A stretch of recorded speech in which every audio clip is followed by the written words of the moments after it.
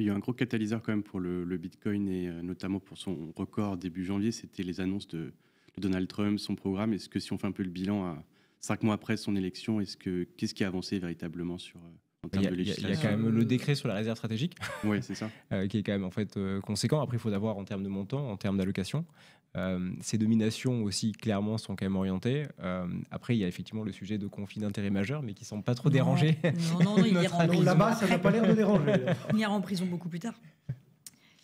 Oui, bah après, c'est un peu comme Donald Trump, c'est-à-dire qu'il est quand même beaucoup dans l'effet d'annonce, et c'est un peu toute l'image de son mandat. Hein. Si vous regardez la fin de l'année 2024, tout le monde a acheté les États-Unis à fond les ballons, et en particulier la tech.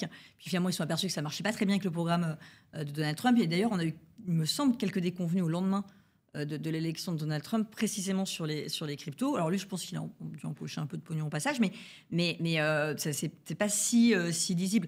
Maintenant, le fait qu'il y ait un président US qui soit pro-crypto affiché, c'est forcément quelque chose qui peut porter les investisseurs, notamment sur le continent américain et au-delà. C'est forcément pas à la défaveur des cryptos, ça c'est évident. Et à une démocratisation des cryptos éventuellement, oui.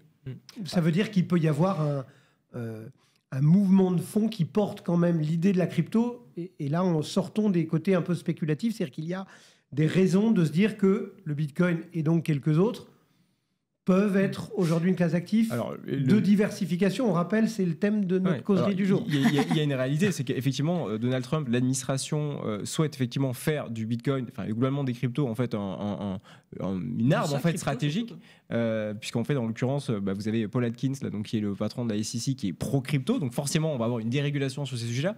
Toutes les enquêtes sur les acteurs historiques des cryptos US ont été arrêtées, et vous avez même la CIA qui a considéré qu'aujourd'hui, les crypto-monnaies pouvaient être considérées comme une forme en fait d'armes stratégiques, et donc il fallait absolument que les États-Unis soient en pointe sur le sujet, le développent, minent, achètent effectivement des cryptos. Donc oui, il y aura une tendance, indépendamment des annonces et des tweets de Trump, sur ce sujet-là. À voir si ensuite, au niveau mondial, les autres acteurs institutionnels suivent.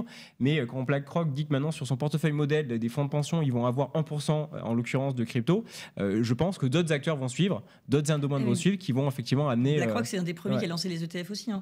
Donc ils ont... c'est pas du tout ils ont intérêt à pousser le sujet. Oui, non, mais voilà, c'est pas du tout l'intérêt de Jimmy Dimon. Donc, et après, ça veut dire que ça reste à un niveau institutionnel. Et ben pour les particuliers, donc on se retrouve avec la même difficulté que d'appréhender l'or. Après, diversification, je veux dire, ça veut dire diversification. C'est-à-dire, pourquoi pas?